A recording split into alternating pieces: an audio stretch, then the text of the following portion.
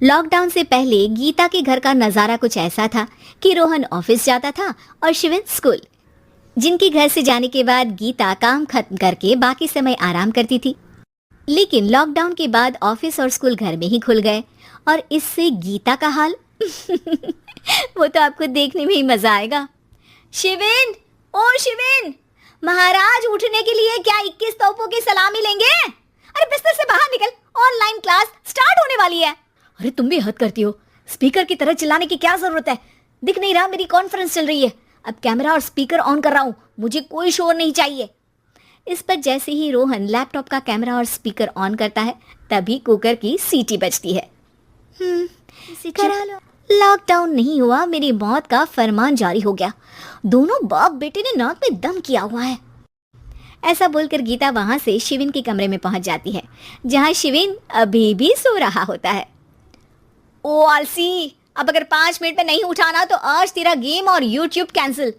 माँ की बात सुनकर शिविन बिना 1 मिनट गंवाए उठ खड़ा होता है। उठ गया, अभी नहाकर भी आता हूँ। ये नाटक कहीं और, मुंह पर गीला कपड़ा मार और पढ़ने बैठ। शिविन की ऑनलाइन क्लास स्टार्ट हो जाती है, जिस पर गीता उसे वहां बिठाकर रसोई में चली जाती है। थोड़ी देर में उसे कमरे से कुछ आवाज सुनाई देती है, जिसे सुनकर वो कमरे में वापस आती है। हाय राम, तुझे क्लास अटेंड करने के लिए बोला था, कैमरा ऑफ करके बिस्तर पर नाचने के लिए नहीं बोला था। मम्मी मुझे कुछ समझ नहीं आ रहा, आप बाद में पढ़ा देना ना, वैसे भी अटेंडेंस तो लगी गई है। हाँ हाँ बेटा, जरूर बन जा, हम सबका बाप बन जा। अरे नहीं मतलब कहाँ से लाते हो इतना दिमाग, और पढ़ाई करते हुए ये चला कहाँ जाता है? नाइस क्वेश्चन, दिमाग से पूछकर बता दूंगा। शिविन की बातों से परेशान होकर गीता उसे मारने के लिए जैसे ही आगे बढ़ती है तभी वो कमरे से बाहर भाग जाता है। अब शिविन आगे आगे और गीता हाथ में चप्पल पकड़े उसके पीछे पीछे पूरे घर में दोनों घूम रहे होते हैं। इसी बीच वो रोहन के पास पहुंच जाता है और शिविन को मारने वाली चप्पल रोहन के लैपटॉप पर जाकर गिरती है। ओए माँ! मम्मी, अब पापा को चप्पल मार रही हो? वो आज तक के रिपोर्टर, चुपचाप जाकर क्लास अटेंड कर ले, नहीं तो अगली तेरे पीछे लगेगी। इस पर शिविन वहां से चला जाता है, जिसके बाद रोहन गीता से कहता है, इस सर्कस के लिए कुछ बोलना चाहोगी? अरे क्या करूं, जब से तुम दोनों घर में रहने लगे हो, घर अपने आप ही सर्कस बन गया है और मैं तुम्हारी नौकर। कभी बेटी को संभालो तो कभी बाप के नखरे उठाओ।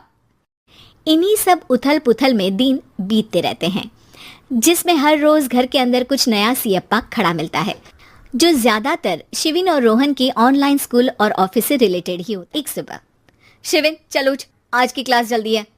कैमरा ऑफ करके आप अटेंड कर लो। अरे ऐसे छित्तर पड़ेंगे, दादी नानी सब एक साथ याद आ जाएंगी। गीता की लाख मशक्कतों के बाद क्लास तो खत्म हो जाती है, लेकिन उसके बाद शिविन फोन इस्तेमाल करते हुए इंस्टाग्राम रील बनाने लगता है। रसोड़े में कौन था? तुम थी, मैं थी, कौन था? हाँ, मैं गरीब हूँ। अरे ओ गरीब के बेटे, आजा, मैं बनाती हूँ तुझे गरीब। मैं बताती हूँ रसोड़े में कौन था। पढ़ाई करने बोलो तो इनकी माँ मर जाती है, और ये पागलपंतियाँ जितनी मर्जी करा लो। गीता शिविन को डांट रही होती है, तभी रोहन बीच में बोल पड़ता है। अरे बच्चा ही तो है, इतना गुस्सा क्यों कर रही हो? बेटे का साथ देने की इसी एक कोशिश में अब शिविन के साथ साथ रोहन भी गीता के गुस्से की सूली पर चढ़ जाता है। अगर बेटे पर इतना ही प्यार आ रहा है तो इसे क्लास अटेंड क्यों नहीं कराते, इसका होमवर्क क्यों नहीं कराते? उस समय तो बहुत जल्दी मीटिंग आ जाती है, वो काम मैं करूं और यहाँ इस बेफिजुली की चीज में तरफदारी करके बन जाओ महान। हे भगवान, कोई तो इनके ऑफिस और स्कूल खुलवाओ, मैं इन्हें और घर में नहीं सह सकती। अरे कुछ और मांग लेती, क्योंकि तुम्हारी ये विश इस साल तो पूरी। कोरोना, हाय नास पिटे ने जिंदगी ही बर्बाद कर दी। खाए कोई पचाए कोई, कल मुझे चुन चुन कर सबको मेरी बद्दुआ लगेगी। उन्होंने दुनिया का और इन बाप बेटे दोनों ने मेरा जीना मुश्किल कर दिया। गीता वहां से चली जाती है, जिसके बाद रोहन शिविन से कहता है, अरे तुम्हारी मम्मी इतनी भड़की हुई क्यों है? आपकी वजह से पूरा समय घर में रहते हो और उस पर कोई काम कराने की जगह बस ऑर्डर देते रहते हो। अच्छा बेटे, सारा इल्जाम मुझ पर, पूरा दिन तो वो तुम पर ही चिल्लाती है। हाँ, मतलब दोनों का 50-50 है, कुछ करना पड़ेगा। वो कहते ना, make the best out of worst. I have an idea. वैसे तुम्हारी माँ सही कहती है, बहुत जुबान चलाने लगे हो, कम बोला करो। अगली सुबह रोहन और शिविन अपनी गलती को सुधारने के लिए गीता के उठने से पहले घर का आधा काम खत्म कर देते हैं, जिसे देखकर गीता खुश हो जाती है और फिर बाकी बचा काम वो तीनों मिलकर पूरा कर लेते हैं। जिसके बाद अब वो सब मिल बांट कर हर काम में एक दूसरे की मदद करते हुए लॉकडाउन का मजा लेने लगते हैं।